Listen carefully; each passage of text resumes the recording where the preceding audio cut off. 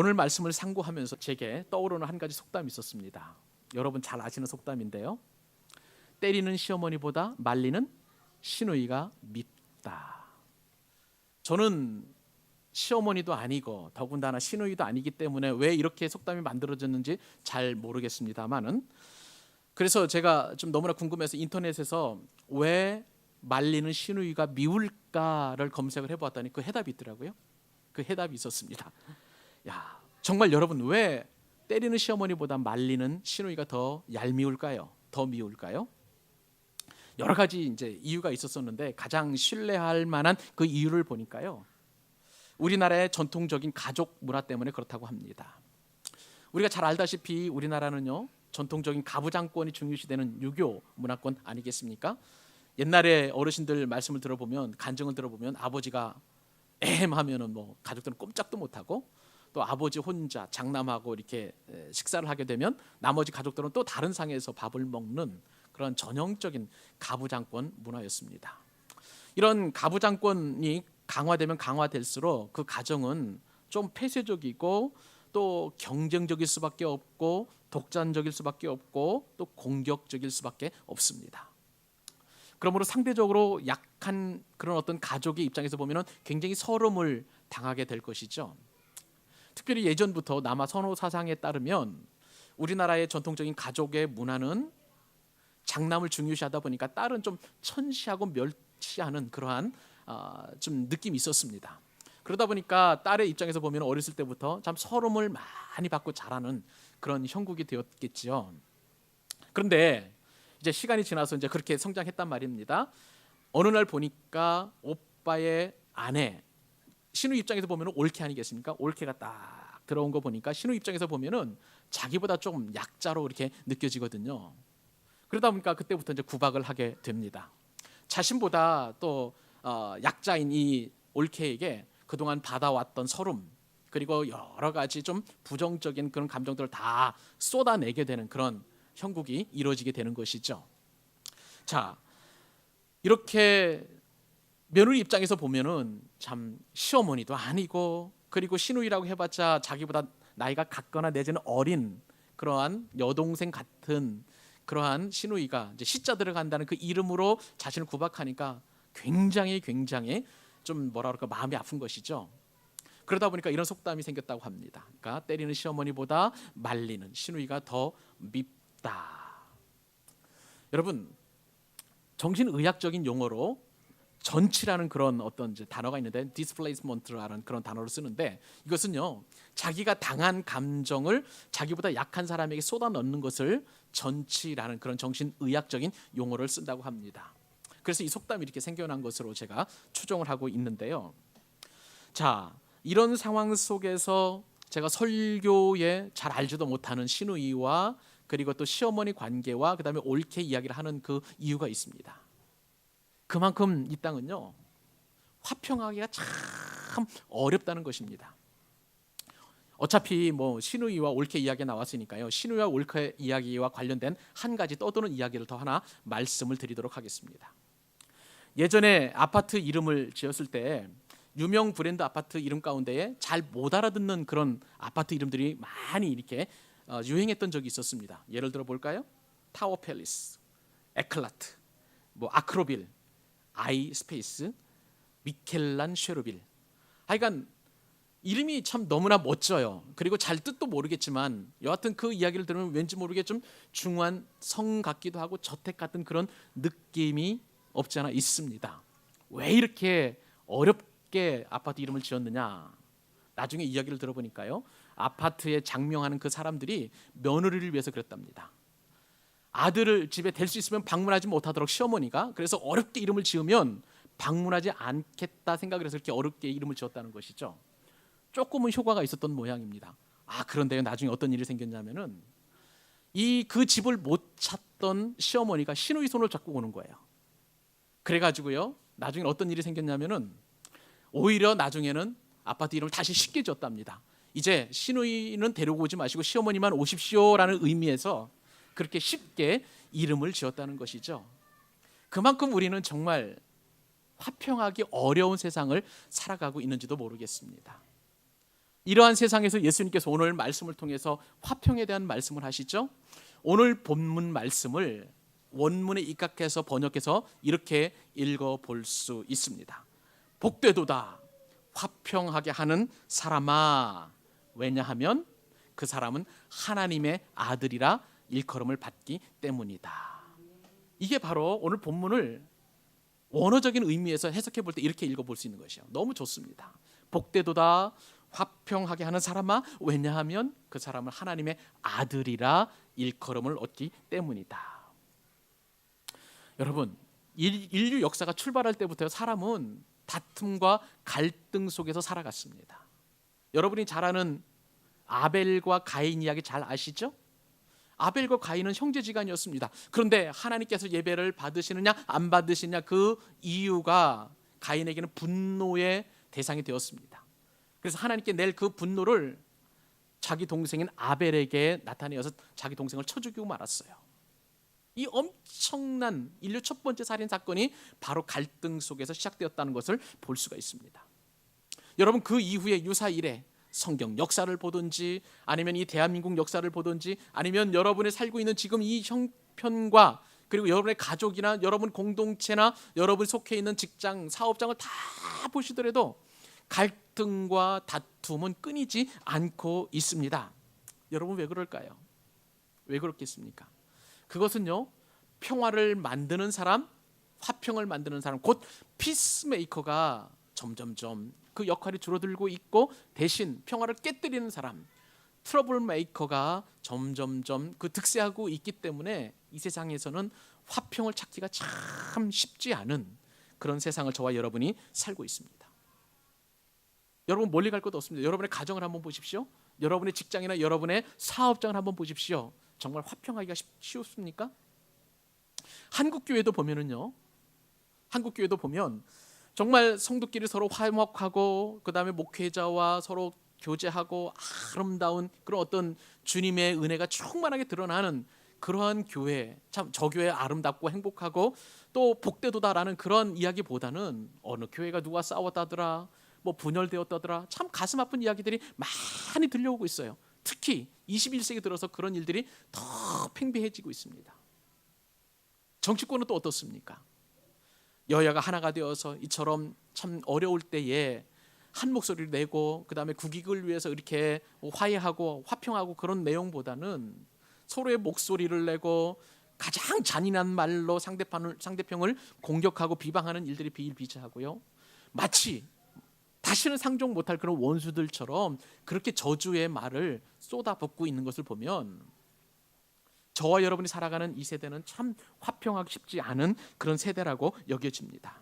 세상이 이렇다 보니까 화평하게 하는 사람이 누리는 행복은 요즘 더 특별하게 우리에게 다가옵니다. 여러분, 그래서 오늘 말씀 이 화평하게 하는 사람이 보기 얼마나 큰 축복인지 오늘과 다음 주에 두 번에 걸쳐서 나누겠습니다. 그만큼 우리에게는 이 화평이 너무나 필요하고 그리고 화평이 주는 복이 너무 크다는 것이 하나님께서 저에게 마음을 통해서 감동을 주시는 그런 은혜였던 것이죠. 우리 한번 기대하십시다. 하나님께 주시는 화평의 복을 충만하게 누릴 수 있기를 바랍니다. 우리 모두가 다 화평하게 하는 그런 사람이 되어서 오늘 주님께서 말씀하신 것처럼 하나님의 아들이라 일컬음을 받는 그런 은혜와 축복을 다 같이 받아 누리는 그런 은혜가 있기를 간절히 소원합니다. 그렇다면 여러분, 오늘 말씀을 통해서 우리가 첫 번째 생각해 볼 주제는 과연 화평하게 하는 사람은 누구인가 하는 점입니다. 화평하게 하는 사람, 그 사람은 누구일까요? 우리는 매주마다 예수님께서 갈릴리 북서쪽 저 산에서 말씀하시는 산상수훈 8가지 복을 살펴보고 있습니다. 그동안 우리 한 가지 두 가지 해서 쭉 살펴보다가 오늘 드디어 7번째 시간 화평하게 하는 사람이 누리는 그 행복에 대해서 우리가 살펴보게 되는데요. 자, 이 개념을 우리가 더 깊이 인식하기 위해서는, 은혜 받기 위해서는 도대체 화평이 무엇인가 하는 것을 먼저 살펴보아야 합니다. 여러분, 화평이 무엇입니까? 화평을 뒤집어서 말하면 뭐가 될까요? 화자하고 평자를 뒤집어서 말하면 평화입니다. 평화. 자, 성경에서 말씀하시는 화평은요, 평화라고 할 수도 있고요, 평강이라도 할 수 있고 또한 평안이라고도 할 수가 있습니다. 또 다른 비슷한 의미로 볼 때에 이 화자와 관련되어서 화목, 그 다음에 화합, 그 그리고 화해라는 그런 단어도 비슷한 의미를 가지고 있습니다. 다 뭐 나름대로 의미가 있는 단어라고 할 수가 있습니다. 자, 여러분, 우리가 생각하는 이 화평이라는 개념은요, 이런 것입니다. 우리가 서로 싸우지 않고 사이좋게 지내는 것, 그것을 일종의 화평이라고 할 수가 있는 것이죠. 또는 아무런 사건과 사고가 없이 내가 그냥 무탈하게 그렇게 살아가는 것, 그것이 일종의 평안이 될 수 있는 거니까, 평강이 될 수 있는 것이니까 그렇게도 우리가 또 생각해 볼 수 있습니다. 개인적으로 우리의 마음이 좀 평안한 상태, 그것을 일컬어서 뭐 이러한 평강이라고도 생각을 해볼 수가 있는 것이죠. 화평이라고도 생각할 수 있는 것이죠. 그런데 성경에서 말씀하시는 이 화평의 개념은 좀 달라요. 어떤 의미가 있느냐? 이 화평이라는 것은 혹은 평화라는 것은 모든 만물이 조화를 이루는 것을 말하는 거예요. 즉 하모니를 이루는 것을 말하는 것입니다. 그게 바로 화평 상태라는 것이죠. 그도 그럴 것이 여러분 교환에 지금 제가 써드렸는데 그거 보면은 화평할 때 이 화자가 화할 화자예요. 화할 화자는요 벼 화자에다가 입구자를 썼습니다. 즉 이게 무슨 이야기냐면은요 벼가 서로 이렇게 가을 때쯤 되면 어떻습니까? 서로 고개를 숙이면서 이렇게 바람이 불면 서로 이렇게 부딪히게 되죠. 그러면서 사그락사그락 소리 나죠. 이러한 아름다운 하모니, 즉 조화를 이루는 그 소리가 바로 화합하다 할 때, 화평하다 할 때 그 화자라는 거예요. 그리고 벼 화자에다 입구자니까 벼를 통해서 얻어지는 쌀밥을 식구들이 함께 먹는 그런 상태가 바로 화평이다, 평화다, 화합하다 할 때 그 화자라는 것입니다. 저는 이 환자를 생각해 보면서 성경의 원래 의미의 이 화평하고 너무나 잘 맞아 떨어진다는 것을 보고 깜짝 놀랐습니다.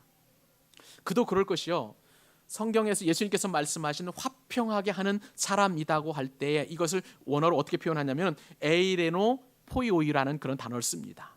이 에이레노 포이오이라는 이 단어는 두 가지 단어가 이렇게 같이 합성이 된 거예요. 뭐냐면 우선 피스라는 평화라는 의미의 에이레네라는 그 헬라어와 그 다음에 포이오이 하면 메이커라는 뜻이에요. 무엇을 만드는 사람.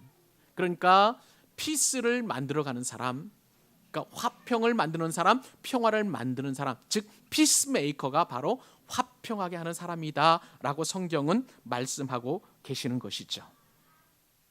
여러분, 이 화평하게 하는 사람은요 외부에서 가진 그 평화를 가지고 단순히 누리는 게 아니에요. 내가 적극적으로 평화를 만들어가는 사람, 화평을 만들어가는 사람을 일컫는 것입니다.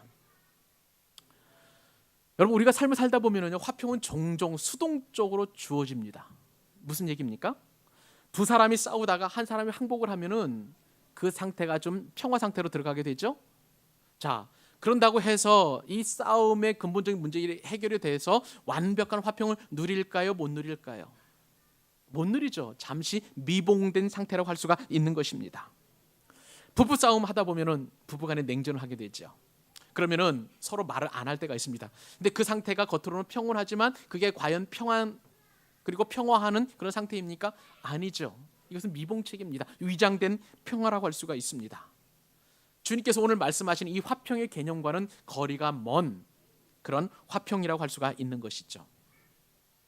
교회에서도요 위장된 평화로 살아가는 분들이 적지 않습니다. 뭐 우리 교회 안에는 뭐 그런 분들이 없습니다만은 좀 큰 교회 가면은 이런 일들이 비일비재하게 일어나는 것을 볼 수가 있어요. 교우들 가운데 이렇게 갈등과 반목이 생겨가지고 함께 신앙생활을 하는 것 같지만 될 수 있으면 서로 부딪히지 않으려고 하는 그런 일들이 많이 있습니다. 제가 예전에 섬기던 어떤 교회에서 들었던 그런 이야기 한 토막이 있습니다. 자, 두 가정이 이제 한 교회를 다니면서 어찌어찌 해가지고 이제 사돈지간이 될 그런 참 좋은 경사스러운 일이 생겼습니다. 신랑은 미국에서 MBA를 공부해가지고 대기업에 취업을 했어요. 그래서 승승장구하는 잘 나가는 신랑입니다. 신부는 미국에서 유명한 음악대학을 졸업을 하고요, 학위까지 받아서 이제 곧 이제 음대 교수가 되기를 어떤 열망하는 아주 유능한 그런 음악가였습니다. 자, 한번 생각을 해보십시오. 두 가정이 이처럼 신랑 신부가 아주 잘났고 또 멋지게 성장을 했습니다. 그리고 더군다나 신앙이라는 공통점이 있고요. 또 좀 잘 사는 나름대로 중산층 이상의 그런 경제적이 있기 때문에 여러 가지 조건들이 잘 맞아 떨어졌어요. 그래서 청첩장까지 이제 만들었습니다. 근데 결혼 혼수품을 준비하면서 두 가정 사이에 조금씩 틈이 벌어지기 시작합니다. 나중에는요, 이것이 정말 걷잡을 수 없이 크게 번져가지고 결혼을 일주일 앞두고 파혼하게 되었어요. 그 상태에서 이 두 가정에 있는 사람들은 한 교회를 다니지만 정말 기쁨이 없어요. 될 수 있으면 서로 간에 예배 시간을 서로 바꾸어가면서 가고 부딪히지 않으려고 하고 하는, 그런 멀리 서로 봐도 인사도 하지 않고 지나가는 그런 어떤 겉모습만 평온스러운 상태에 있는데, 이런 상황이 정말 예수님이 말씀하시는 화평의 상황인가 하는 점입니다. 아니라는 거예요. 그런 화평이 아니라고 성경은 주님께서 분명히 말씀해 주고 계십니다. 여러분, 주님께서 말씀하신 화평은요, 우리가 깊이 인식할 필요가 있는데, 어떤 힘의 불균형에 의해서나 혹은 체면 때문에 그 밖에 어떤 이유로 말미암아서 억지로 문제가 약간 봉합이 된 상태, 그것을 화평이 아니라는 것이 우리는 깊이 인식해야 될 대목인 것입니다. 여러분, 하나님께서는요, 우리를 직분자로 세우셨는데 위장된 평화에 충만한 그런 세상에서 우리를 피스메이커로 만드셨습니다. 화평하게 하는 사람을 우리를 부르신 줄 믿으시기 바랍니다. 이 직분은요, 목사나 장로님이나 권사님이나 집사님보다도 더 먼저 우선시되는 직분이에요. 예수님을 구주로 믿는 모든 사람에게 주시는, 예수님의 제자인 모든 사람에게 주시는 엄청난 직분인 것입니다. 그 말씀이 바로 고린도후서 5장 18절 말씀인데, 이 직분이 얼마나 귀한지 같이 한번 읽어보도록 하십시다. 시작. 모든 것이 하나님께로 났으며 그가 그리스도로 말미암아 우리를 자기와 화목하게 하시고 또 우리에게 어떤 직분을 주셨습니까? 화목하게 하는 직분을 주셨다는 거예요. 사랑하는 여러분, 이 말씀에 따르면 저와 여러분은 화목하게 하는 직분을 받은 자인 줄로 믿습니다.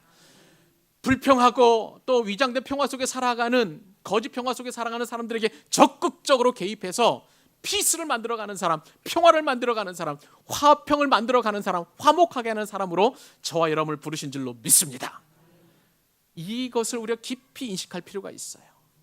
깊이 인식할 필요가 있어요. 이 직분은 너무나 소중한 직분이에요. 이 말씀을 듣는 이후에 여러분의 모든 갈등에 있는 상황 가운데 직접적으로 개입하셔서 화평을 만들 수 있기를 바랍니다. 그것이 너무나 귀하고 너무나 복된 거예요. 요즘처럼 자기 주장이 그리고 분노하는 세상 속에서 점점점 이 화평하게 하는 사람의 가치는 점점점 높아지는 것입니다. 그렇기 때문에 세상 사람들이 우리를 보고 하나님의 아들이다, 하나님의 내 자녀다라고 인정하게 된다는 거예요. 그런 은혜와 축복을 받아 누리는 저와 여러분 될 수 있기를 주님의 이름으로 축복합니다. 아멘. 자, 그러면 여러분, 오늘 말씀을 통해서 하나님께서 우리에게 주시는 첫 번째 화평의 대상은 누구일까요? 자, 따라서 한번 해보십시다. 적극적으로 하나님과의 화평에 힘쓰라. 우리가 제일 먼저 화평케 하는 사람으로서 누구와의 화평을 힘써야 된다고요? 하나님이에요. 하나님입니다. 여러분, 우리가 화평을 얻고자 할 때요, 어떻게 하면 화평을 얻을까 보다도 우리가 왜 화평하지 못하는지 그 이유를 먼저 알면 그 뒤에 방법은 이제 술술 풀리게 됩니다. 사람은 왜 이렇게처럼 불화하며 살면서 살게 되어 있을까요? 왜 화평하지 못할까요? 그 이유는 의외로 단순하고 명료합니다. 그것은요, 아담의 범죄 때문에 그렇습니다. 인류의 시조라고 할 수 있는 이 아담의 범죄 때문에, 하나님께 이 아담이 범죄했기 때문에 인류는 하나님과의 화평이 완벽하게 깨져버리고 말았습니다. 인간의 범죄는요, 하나님과의 화평을 깨뜨리는 그런 요소가 되었습니다. 여러분 한번 생각을 해보세요. 원래 첫사람 아담은 하나님과 교제하며 살도록 되었습니다. 낙원인 이 에덴에서 하나님과 말씀을 나누고 하나님과 동무 삼아서 이야기도 하고 동행하면서, 그리고 하나님의 선하신 뜻을 알고 그것을 받들어서 순종하는 정말 최고의 낙원이 아담에게 주어졌지만, 그러나 하나님께 죄를 범함으로 말미암아 이 아담의 후손된 모든 인류들은 하나님과의 모든 화평이 다 깨어버리고 말았어요. 비단 하나님과의 화평뿐입니까? 인간과 인간 사이의 화평도 깨져 버리고 말았고요. 또한 인간과 피조물 사이의 화평도 깨져 버리고 말았습니다. 참 안타까운 것이죠. 하나님께 범죄함으로 말미암아 아담은 그리고 하와는 말씀을 드린 대로 하나님과 화평이 깨져서 낙원에서 추방되었습니다. 그리고 사람과 사람 사이의 관계도 깨져버리고 말았는데, 이처럼 범죄한 이후에 아담은 그 탓을 누구에게 돌리냐면 하와에게 돌렸어요. 그리고 또 하와는 그 탓을 뱀에게 돌렸습니다. 사람들 사이의 화평이 완벽하게 깨져버리고 말았어요. 또한 그뿐입니까? 사람과 피조물 사이의 관계도 깨져버리고 되었는데, 원래 하나님께서는 사람을 창조하시고 온 우주 만물을 다스리도록 그렇게 부름을 받았습니다마는, 타락한 그리고 범죄한 인간은요, 오히려 자연을 숭배하고 있습니다. 그리고 자연을 파괴해버리는 그러한 참으로 초라한 존재로 전락해 버리고 만 것이죠. 이만큼 인간의 범죄는 엄청난 화평을 다 깨뜨려 버리는 그런 요인으로 작동을 하게 된 것입니다. 그러므로 우리가 평안을 찾기 위해서 가장 먼저 해야 될 것은 하나님과 화평을 다시 회복해야 되는 줄로 믿으시기 바랍니다. 여러분, 아담 이후로 모든 사람들은 다 하나님과 원수가 되었어요. 왜 원수가 되었습니까? 우리 가운데에 죄가 DNA로 그렇게 심겨져 있기 때문에 그래요. 여러분, 죄의 삭시 무엇입니까? 죄의 값이 무엇입니까? 영원한 멸망이에요.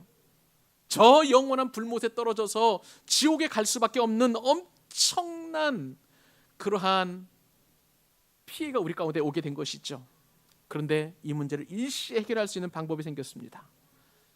하나님 대신 예수 그리스도께서 이 땅에 오셔서 십자가를 지심으로 말미암아 우리의 모든 죄는 용서받게 된 줄로 믿습니다.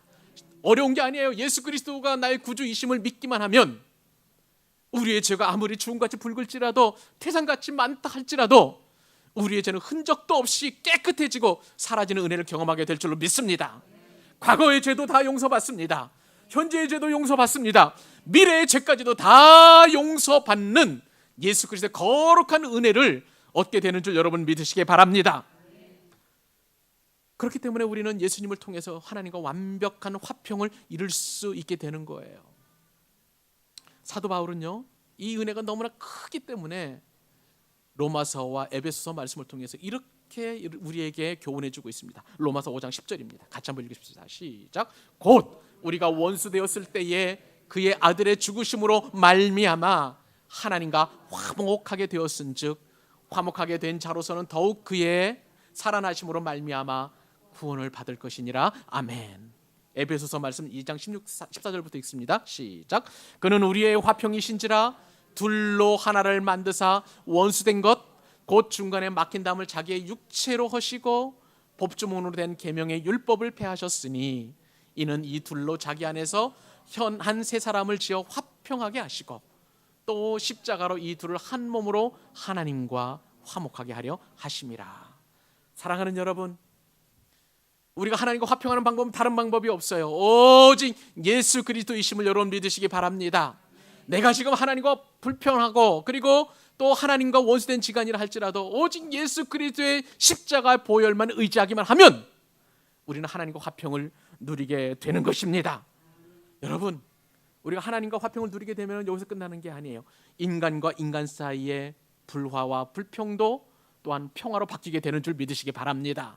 그리고 또한 하나님과 화평을 누리게 되면 이제는 사람과 피조물 사이에서도 화평이 이루어지는 거예요. 그래서 이것은 저는 우주적인 사건이라고 바울은 골로새서 말씀을 통해서 이렇게 이야기합니다. 그의 십자가의 피로 화평을 이루사 만물 곧 땅에 있는 것들이나 땅 하늘에 있는 것들이 그로 말미암아 자기와 화목하게 되기를 기뻐하심이라. 여러분, 예수님을 통한 화평은요, 하나님과 화평뿐만 아니라 온 우주적인 사건이에요. 엄청난 놀라운 그리고 아름다운 기적과도 같은 사건인 것입니다.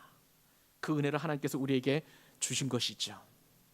그렇게 해서 우리 여러분 하나님과 화평을 누리게 된 줄로 믿으시기 바랍니다. 그런데요, 우리에게 이처럼 하나님과 화평을 주신 예수님께서 우리에게 정말 간절하게 부탁하신 한 가지 그 일이 있습니다. 이것을 일컬어서 사명이라고 하는데요, 예수 그리스도를 믿지 않는 수많은 주위의 사람들, 그 사람들 하나님과 원수된 사람들이에요. 우리가 예수님 믿기 이전에 우리의 그 처한 그런 상태였습니다. 여러분, 우리가 세상을 살아갈 때 보면 한 사람과 원수를 맺게 되면 어떻습니까? 그것이 얼마나 힘든지 몰라요. 얼마나 마음에 두려움이 생기고 걱정이 되는지 모릅니다. 하물며 사람과의 원수도 이처럼 힘든데 하나님과 원수된 사람, 그 사람이 이 땅을 살아가고 있다면 여러분, 우리가 화평하게 하는 사람으로서, 화평을 만드는 사람으로서 그 사람을 그냥 두고 보는 수수방관하는 삶을 살아서는 안 되는 것이죠. 그렇기 때문에 화평하게 하는 사람은 바로 그 사람이 하나님과 화평을 누릴 수 있도록 적극적으로 그의 삶에 개입을 해야 되는 거예요. 그것을 이끌어서 우리는 전도라고 이야기합니다. 복음을 전하는 것이라고 이야기합니다. 예수 그리스도의 십자가 복음을 전하는 것이라고 주님께서 우리에게 말씀해 주고 계시는 것입니다. 사랑하는 여러분, 저와 여러분은 화평하게 하는 사람으로 부르심을 받게 된 줄로 믿습니다. 그 은혜를 가지고 지금 하나님께 원수된 사람들에게 화평을 전하는 저와 여러분 될 수 있기를 바랍니다. 우리 하나님 앞에 그 화평의 열매를 올려드리는 귀한 축복을 누리는 여러분 되시기를 주님의 이름으로 축복합니다. 오늘 말씀을 통해서 한 가지 더 교훈을 살펴보도록 하겠습니다. 자, 하나님과 화평을 누렸으면 거기서 끝나는 것입니까? 이제는 나와의 화평도 힘써야 된다는 것입니다. 따라서 합시다. 적극적으로 나와의 화평에 힘쓰라. 맞습니다. 여러분, 예수 그리스도로 말미암아 하나님과 화평을 누린 사람은요, 이제는 나와 화평을 누려야 되는 것입니다. 사람은 자기를 잘 알고 있는 것 같지만은요, 사실은 자기 자신을 잘 모릅니다. 자기 자신이 어떤 사람인지, 또한 자기 자신이 어떤 길을 가야 하는지, 또 무엇을 원하는지 대부분 잘 모르고 있어요. 여러분은 얼마나 잘 알고 있습니까? 철학자들이 보통 이야기할 때요, 자기를 인식하는 과정에는 네 가지가 있다고 이야기합니다. 첫째는 내가 아는 나입니다. 누가 안다고요? 내가 나. 권영삼 목사가 권영삼 목사를 아는 나가 있죠. 그 다음, 나를 가장 잘 아는 친구 같은, 뭐 아내도 좋고 아니면 절친도 좋습니다. 친구가 아는 내가 있어요. 세 번째는요, 나의 대적이 아는 나가 있습니다. 좀 그럴듯하지요? 그리고 네 번째는 하나님이 아는 나가 있습니다. 여러분, 이 가운데 가장 정확하게 나를 아는 그런 존재는 누구입니까? 나입니까? 아니면 친구입니까? 적입니까? 사람들은요, 나를 잘 몰라요. 그 이유가 있습니다. 자, 우선 내가 나를 잘 알 것 같죠? 그렇지 않아요. 여러분, 그 시중에 많이 떠도는 말 가운데 사람은 다 제 잘난 맛에 산다는 말 여러분 아십니까? 이 말처럼 사람은 항상 자기를 정당화시키고 절대화시키는 그런 경향이 있습니다. 이것 때문에 나는 나를 잘 알 것 같지만 정확하게 알지 못해요. 한번 예를 들어볼까요? 나는 기분에 따라서 나를 아는 경향이 너무나 달라집니다. 내가 조금 성공해가지고 어떤 성과를 이루게 되면 정말 멋집니다. 야, 나 같은 사람이 없어. 그렇죠? 기고만장하지 않겠습니까? 아니면은 자아 도취에 빠져가지고 자신이야말로 참 이 세상에서 가장 멋진 사람이다, 잘난 사람이다라고 하면서 교만스러운 그런 마음을 갖게 되는 것이죠. 또 그때 부리는 허세는 얼마나 또 대단합니까? 근데 이게 진정한 나의 모습은 또 아니잖아요. 반면에 조금만 삶의 역경이나 어려움이나 실패가 우리에게 다가오면은요, 우리는 세상의 모든 근심을 다 짊어진 사람이에요. 나를 필요로 하는 사람이 없구나, 나를 사랑해주는 사람도 없구나, 나는 이처럼 가진 것도 없고 배운 것도 없고 내 외모는 또 왜 이 모양 이 꼴이 하면서 얼마나 자기 자신을 저주하고 또 핍박하는지 모릅니다.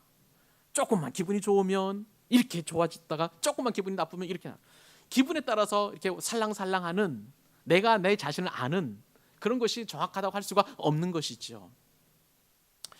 다른 사람이 나를 볼 때 또 나도 나름대로 조금 이제 어떤 사람인지 알게 됩니다. 친구나 혹은 아내가 나를 항상 격려해주고 또 그다음에 또 이렇게 인정해주니까 내가 아는 나는 항상 과대포장되어 있어요. 정말 그런 사람으로 이렇게 여겨집니다. 착각하게 만듭니다. 반대로 적이 아는 나는요, 나를 칭찬하거나 나의 장점을 이야기하는 대신에 항상 나를 저주하고 나를 비판하고 비방하기 때문에 얼마나 내가 초라해지는지 몰라요. 근데 그러한 친구의 말이나 혹은 아니면 대적의 말이 결코 나의 그 어떤 정체성을 잘 설명해 주는 것이라고 할 수가 없는 것이죠. 딱 한 가지 남았습니다. 누가 나를 보는 겁니까? 하나님께서요. 하나님이 나를 보실 때 그것이야말로 정확한 내 자신의 인식 그리고 내 자신의 정체성인 줄 여러분 믿으시기 바랍니다. 여러분, 하나님이 나를 보신다는 것은 무엇입니까? 왜 내가 이렇게 하나님의 관점으로 이렇게 맞춰줘야 하는 것입니까? 그것은요, 나를 창조하실 때 하나님께서 하나님의 형상, 이미지 오브 갓, 하나님의 이미지를 우리에게 주셨기 때문인 줄 여러분 믿으시기 바랍니다. 창세기 보시면은요, 하나님을 이렇게 만드셨어요. 창세기 1장 26절 27절 말씀입니다. 하나님이 이르시되 우리의 형상을 따라 우리의 모양대로 우리가 사람을 만들고 그들로 바다의 물고기와 하늘의 새와 가축과 온 땅과 땅에 기는 모든 것을 다스리게 하자 하시고, 하나님이 누구의 형상? 자기 형상, 하나님의 형상대로 사람을 창조하시되 남자와 여자를 창조하셨다. 사랑하는 여러분, 하나님께서는요, 나를 만드실 때에 하나님의 형상을 주셨다는 거예요. 하나님의 형상. 이 자리에 계신 분들 보니까 다 하나님의 형상을 가지고 계신 분들이세요. 아름답습니다. 영광스럽습니다. 그리고 참 독특하고 존귀한 분들이십니다. 아멘이시죠? 아멘이에요. 세상적인 관점에서 나를 볼 때는 그러한 존귀한 존재로 보여지지 않아요. 오직 하나님의 관점에서 나를 볼 때에 하나님의 형상을 가진 사람으로 볼 수 있기 때문에 그것이 바로 온전한 나의 모습인 것입니다. 그 은혜가 얼마나 큰지 사도 바울은요, 에베소서 2장 10절 말씀에 이렇게 표현했습니다. 우리는 그가 만드신 바라. 우리는 뭐라고요? 누가 만드셨다고요? 하나님께서 만드신 바라. 그리스도 예수 안에서 선한 일을 위하여 지으심을 받은 자니 이 일은 하나님이 전에 예비하사 우리로 그 가운데서 행하게 하려 하심이니라. 이 말씀 가운데 우리는 그가 만드신 바라라는 단어로 주목할 필요가 있습니다. 그가 만드신 바라라는 이 단어는요, 헬라어로 포이에마라는 뜻을 가지고 있는데요, 이 포이에마라는 뜻은 무엇이냐면은 지속적으로 만들어서 결국은 이루어진 작품이라는 뜻을 가지고 있어요. 또 최선을 다하고 심혈을 다 기울여서 만들어진 그런 작품이라는 뜻을 가지고 있습니다. 여러분, 이 포이에마라는 단어에서 영어의 포임이 나왔어요. 시예요, 시.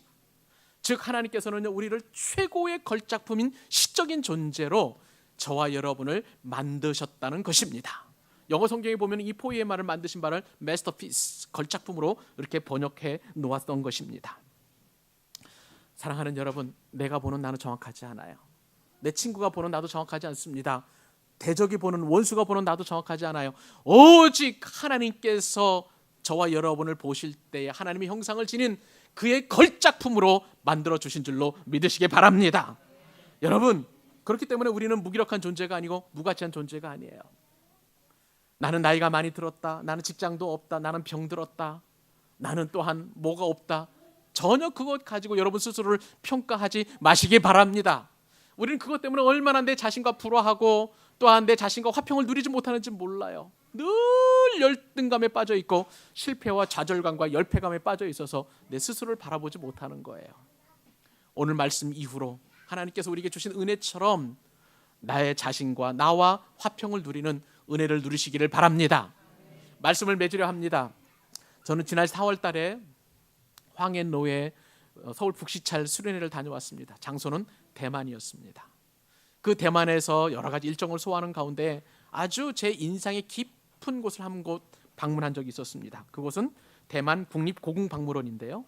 이 대만 국립고궁박물원은 영국의 대형 박물관과 그리고 프랑스의 루브르 박물관과 더불어서 세계 3대 박물관을 형성할 정도로 아주 진귀한 보물들이 많이 있는 곳입니다. 그도 그럴 것이 중국의 송나라, 원나라, 명나라, 청나라의 5,000년 역사의 아주 귀중한 보물들과 서화와 여러 가지 각종 진귀한 것들이 다 이 박물관에 놓여 있습니다. 근데 이 박물관 가운데서 가장 큰 보물 중에 보물은 뭐냐면요, 취옥백체라는 그러한 보물입니다. 제가 저희 교회 홈페이지에도 칼럼란에 이 취옥백체에 관한 그런 칼럼을 썼는데 혹시 못 보신 분들은 이제 돌아가셔서 한번 보실 수 있기를 바랍니다. 이 취옥백체는요, 옥으로 만들어졌는데 어떤 옥이냐, 원래 여러분 혹시 옥을 좋아하시는 분은 잘 아시겠습니다만은 아예 파란 것이나 아니면 아예 흰색이 아주 좋은 옥입니다. 근데 이 취옥백체를 만들 때 옥은 이것이 좀 섞여 있어요. 더군다나 깨지고 흠집도 있었고요. 그 원석을 보니까 잡티와 좀그 뭐라 그럴까 티도 있었다고 합니다. 그러니 원석의 가치는 아주 보잘것이 없는, 그리 값어치가 나가지 않는 그런 원석이었던 것이죠. 그런데 당대 장인이 그 원석의 여러 가지 특징들을 살려서 배추를 만들었습니다. 아주 기가 막히게 다듬어 가지고 배추를 만들고요. 거기에 여치와 누리를 이렇게 한 마리 얹어 놓았습니다. 생동감 있고 아주 고급스럽게 만든 그러한 이제 보물인 것이죠. 근데 이 보물의 값어치가 얼마만큼 나가느냐? 놀랍게도요. 지금 대만의 인구가 2,400만 명인데 2,400만 명이 3개월 동안 먹을 정도로 값어치가 나가는 그런 보물이라고 합니다. 이 세상에서 가장 가치 있고 값어치 있는 보물로 만드는 것이죠. 저는 그 대만 그 박물관에서 이 치육 백채를 보면서 하나님께서 우리 한 사람을 그렇게 만드신 것으로 생각하니 얼마나 마음에 기쁨이 넘치는지 몰랐습니다. 여러분, 우리야말로 흠결있는 사람입니다. 얼마나 부족한 인생들입니까? 정말 세상 사람들이 인정할 만한 그 어떤 것도 우리는 갖추지 못하고 있는 그런 사람들입니다. 하지만 우리를 다듬어 가시고 우리를 인도해 가시는 이 토기장의 주권 되신 하나님께서 우리를 만들고 빚으셔서 치옥 백채보다도 더 값어치 넘치는 그런 존귀한 보물로 만들어 주신 줄로 믿으시기 바랍니다. 그게 바로 포이에마예요. 사랑하는 여러분, 오늘 한 주 우리에게 주신 이 귀한 말씀을 가지고 하나님과 화평을 누리며 사십시다. 그리고 내 스스로와 화평을 누리며 사십시다. 그리고 일주일 동안 넉넉하게 승리해서 다음 주에 올 때 또 다른 누군가 우리와 화평을 누리고 도대체 하나님의 아들이라 일컬음 받는 것이 어떤 복인지 깨닫고 함께 은혜를 나누는 저와 여러분 될 수 있기를 주님의 이름으로 축복합니다. 기도하겠습니다.